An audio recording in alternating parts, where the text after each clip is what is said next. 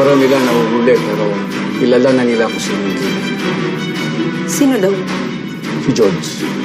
I knew it. Nasaan si George? Lumabas po kanina. Hindi pa po bumabalik. Alerto nila lahat ng security guards. Hanapin nila si George! Ikaw ang nagsabi kay Beverly na baog na si George? Sinabi ko lang ang totoo.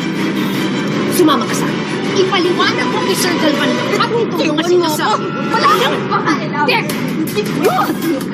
Get your hands off Sam! George is incapable of killing, but I am. Aurora, wag po! Ako na lang po, barilin niyo, wag na si nanay. Mo kinukunan. Titire-direct mo yan. Bakit pa ayaw mo sabihin sa kanila na palasyos ka, ha? E malay mo, mas malaki yung pamanang ibigay sa'yo ni Sir Galvan. Anong pinag-uusapan niyo dito? Ma, please! Please. I'm begging you, Ma. Please. Okay ka din. Okay ka din na, baby ko. Pasalamat kayo kahit saan. Kung hindi dahil sa kanya, sabay-sabay kayong ibuburol ni Beverly. Ay, hindi niyo pa nakikita. Lumalabas na yung tunay na kulay ni George. Kung kanahin niyang patayin si Beverly, posibleng siya ang pumatay kay Basil.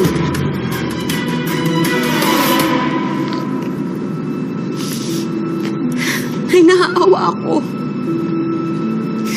Naaawa ako sa nangyari kay Beverly. Totoo yun, pero lahat ng to ginagawa ko. Ginagawa ko para makalaya si Francis. Hindi sa ganitong paraan. Anong paraan, Nay? Anong paraan? Sabihin niyo sa akin. Kasi hindi ko na alam. Hindi ko na alam kung anong gagawin ko. Hindi ko na alam na hindi ako pwedeng magrosaryo lang at magdasal para sa milagro. Para palayain na yung kapatid ko kagaya ng ginagawa ninyo.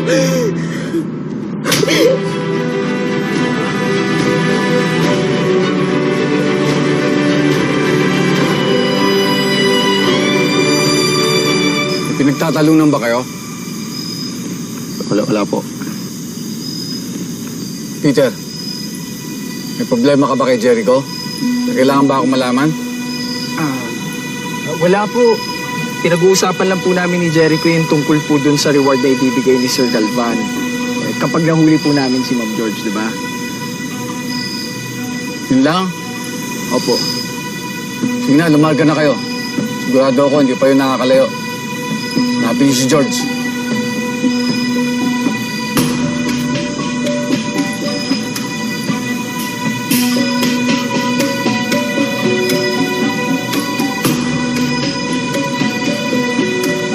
No. Ano to, ha? Oh. Huwag ka na mapraning. Alam mo, pre, kakampi mo ko. Hindi ko sasabihin sa kanilang lahat yung sikreto mo. Eh, kapag dumating nga lang yung araw na ready ka nang sabihin sa kanilang lahat na isa kang palasyos, eh, huwag mo kalimutan, ha?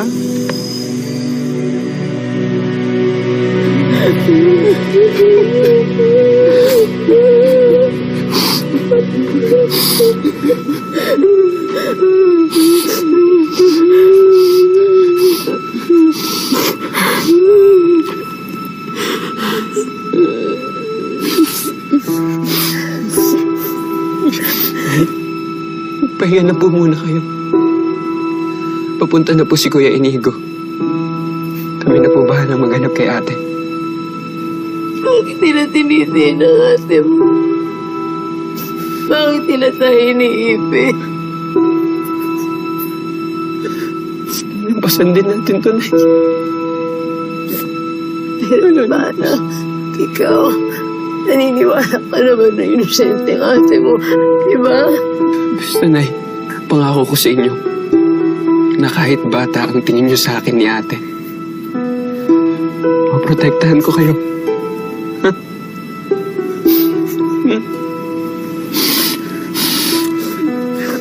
Kailangan muna nila akong patayin bago nila kayo saktan.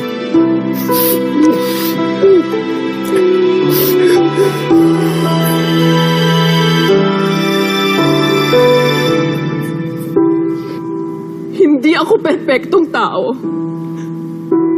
Alam ng Diyos na lahat ginagawa ko para maging mabuting ina sa inyong dalawa ni Francis. Huwag mo akong susumbatan na wala akong ginagawa para sa kanya at para sa'yo!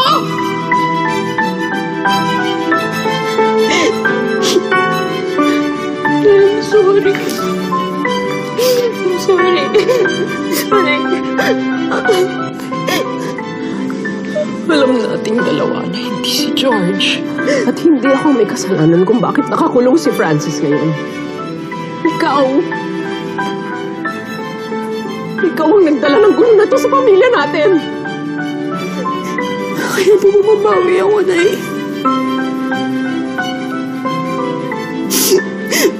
Nay, hindi ko kaya mag-isa. Nay, kailangan ko kayo.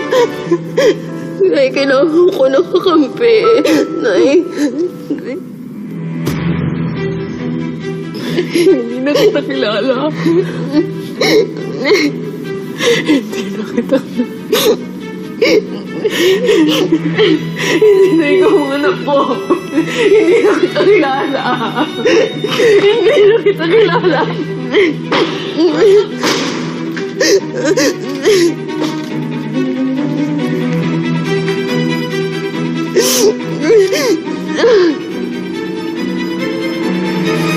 Hawakan mo yan.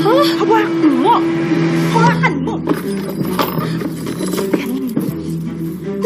Baka may nalaglag, ha? But this is wrong! Wrong ka dyan! Nilalakawang mga lahas nga, Ate George! Baka maunahan pa tayo, di ba? Do this! Isusumbong ko kayo! Kanino? Kanino mo ako susumbong sa papa mo? Ang sabihin mo, kakampihan pa ako noon dahil lahat sila galit kay George ngayon. Kaya tumigil ka na dyan. I still won't tolerate this! Anong tolerate ka? Hoy! Ano ginagawa mo? Pinagnanakawan mo ang anak ko? Nahuli na ba si George? Hindi pa rin, madam. Pero hindi na rin magtatagal yon. Malamang bukas, pagising mo, nasa kulungan na ang babae niya. Good. Unti-unti na nawawala ang mga sagabal sa estate ko.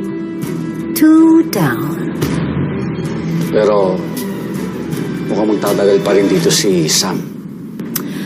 Some good things are worth the wait, Amando. Magpahinga ka na, madam.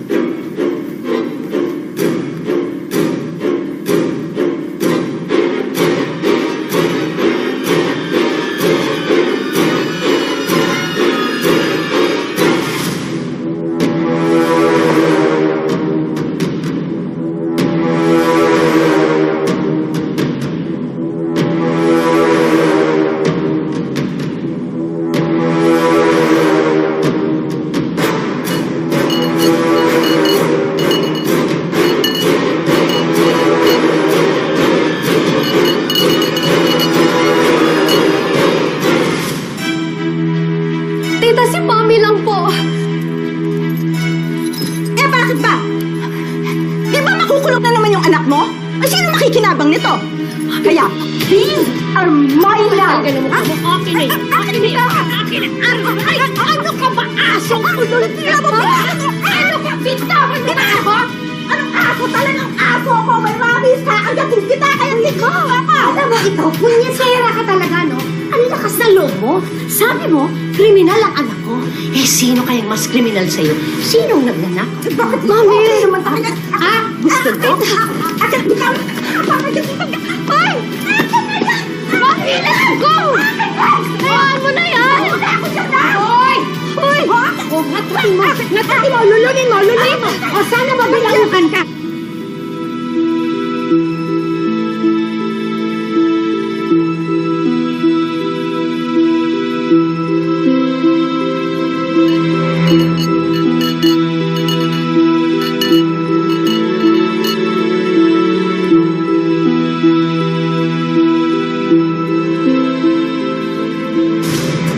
Na nasa iyo to. Ayan? Yes, sir. Bakit 17 lang to? Ninakaw mo yung morphine ni Francis. Pinahamak mo yung kapatid mo. Ikaw ang dahilan kung bakit siya nakulong.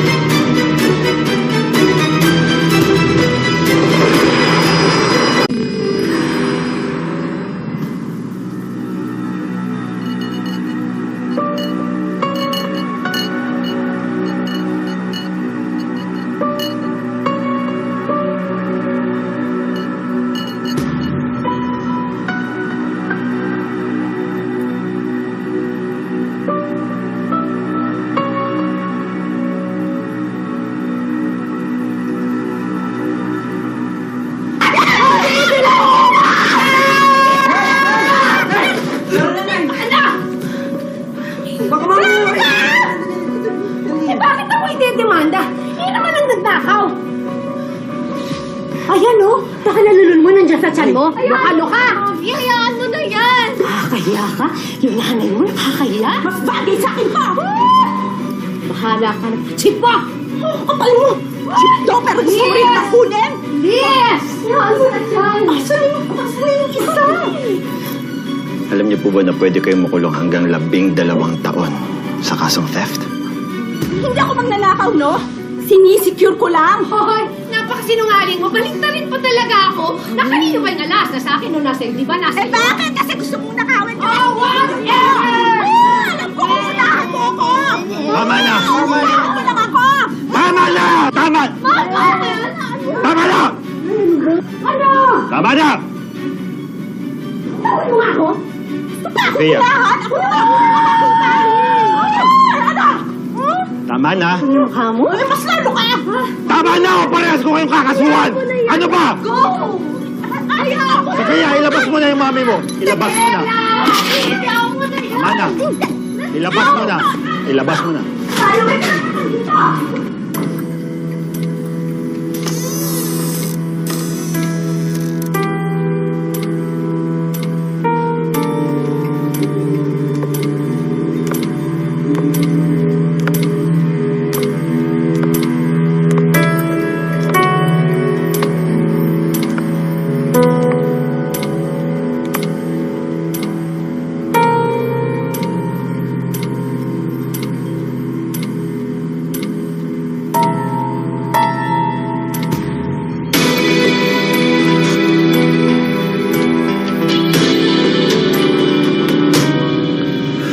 Ward, kuha mo ng tubig ang nanay mo.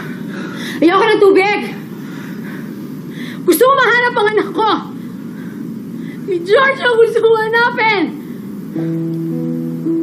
Dito na po ako. Hindi ko kayo pababayaan. Bakit ba gusto mo kaming tulungan? Hindi mo naman kami kaano-ano. Dahil asawa si George ng best friend ko. I might have failed in protecting Basil, but I'm not gonna fail his wife.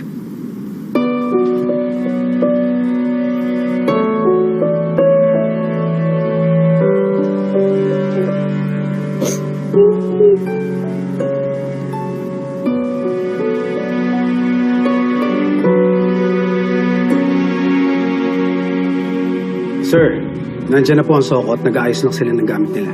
Hanapin niyo si George. I want her arrested right now. Bakit ba iniisip niyo na si Miss Georgina pumatay kay Miss Mesa?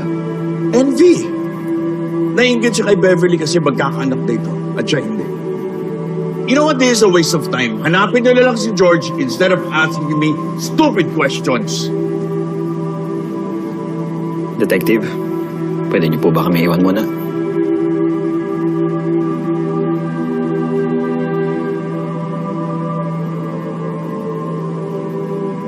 What are you doing here? Ward called me. So you're here as a killer's lawyer. Hindi tayo sigurado na si George nga ang pumatay kay Beverly. Circumstantial yung ebidensya nakita niyo laban sa kanya. Let's be logical here for a minute. I know you're grieving. Don't assume how I'm feeling. Because you don't know exactly how I'm feeling right now. Hindi mo alam ang pakiramdam ng mawala ng anak, ng manulang, ng apo. Do you really think that George would kill your grandchild? Oo, she's hurt. Pero alam niya kung gaano kayo ka-excited na magkaroon ng apo at hindi niya ipagkakait sa inyo yun. Bakit ba pinagtatanggol mo ang babae yun? You don't even know her. Because Basil married her. If she's good enough for Basil, she's good enough for me. Basil is a magnificent man. I just don't trust his taste when it comes to choosing a partner.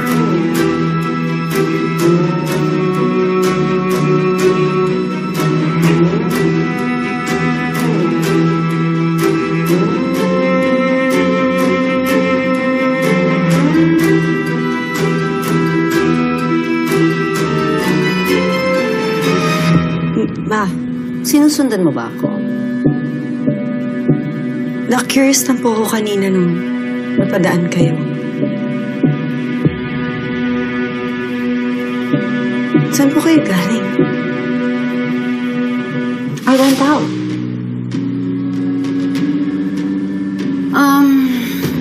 I forgot the corkscrew.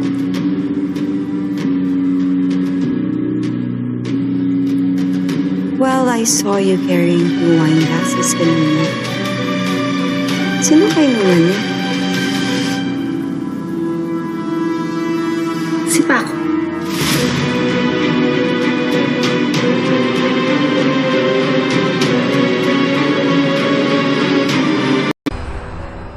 Sino pong kayo naman niya? Si Paco. Si Paco?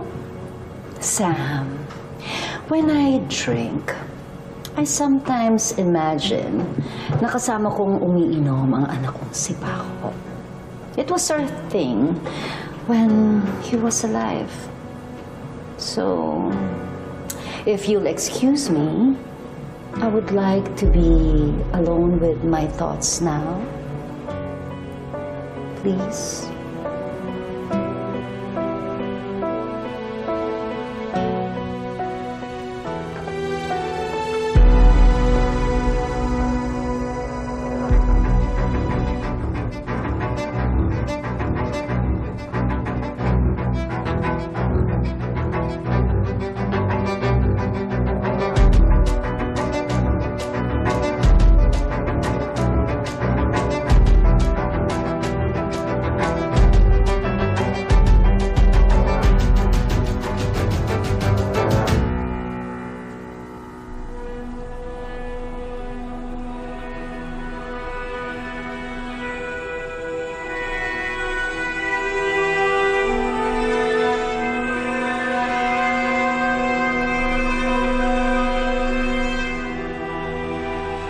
If you're here, I'd punch you in the face.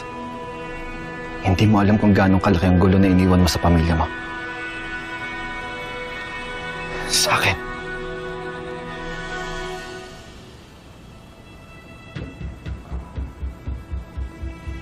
Sir Inigo, no?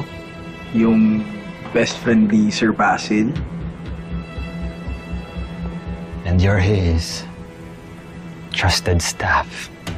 You're Peter. Meron ba siyang nakwento sa'yo na... What do best friends tell each other?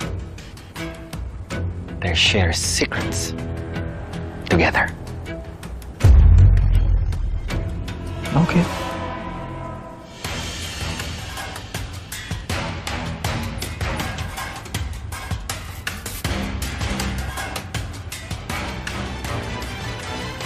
Nandito ba si Mr. Galvan Palacios? Sir, bakit po? Natagpo ang bangkay ng babae sa Sitio Rosas. Tumalon sa ilog. Walang gamit, walang pagkakakilanlan. Pero base sa description, malapit sa edad dito ni Mr. Gina Palacios. Natunto niyo na si George? Sasama po ako. Kami na lang po munang mag-identify. Mag-identify? Bakit po? Hindi po ba makapagsalita si George?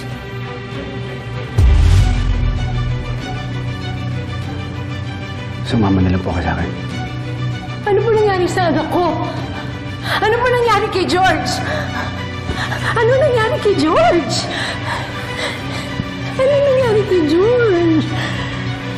Ano po nangyari sa anak ko? Ano po nangyari?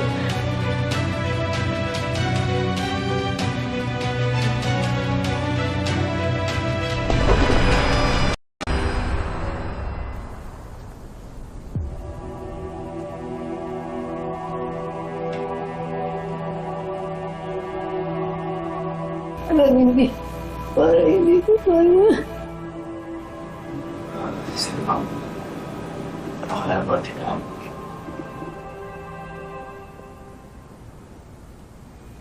Ako ang nanay.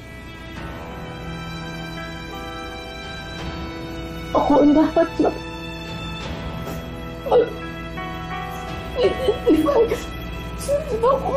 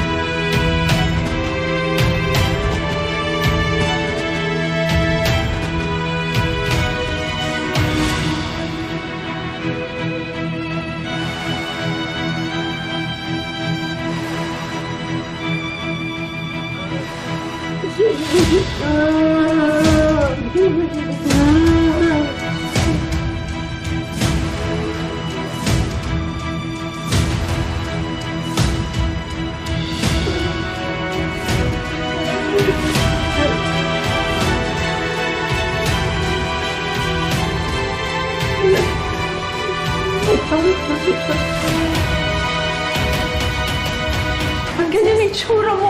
Ano sa'yo? Nadamay po siya sa riot, ma'am. Francis, okay ka lang? Mas lang ako, ate. Actually, ready na nga ako eh. Pwede na akong mamatay. Nagawa pa kami ng paraan ng ate mo. Sir, baka pwede ko pong makuha niyo yung party ko, sir. Gusto mo ba akong perahan? May kailangan ho kasi ako. I said leave. You don't want to leave? Well, I don't want to see your stupid face. Stupid ka. You mother of all gold diggers. Dinamay mo pa. Sana naman konting respeto kay Bev. Ganun ba, Vivian? Mama mo ng patuloy.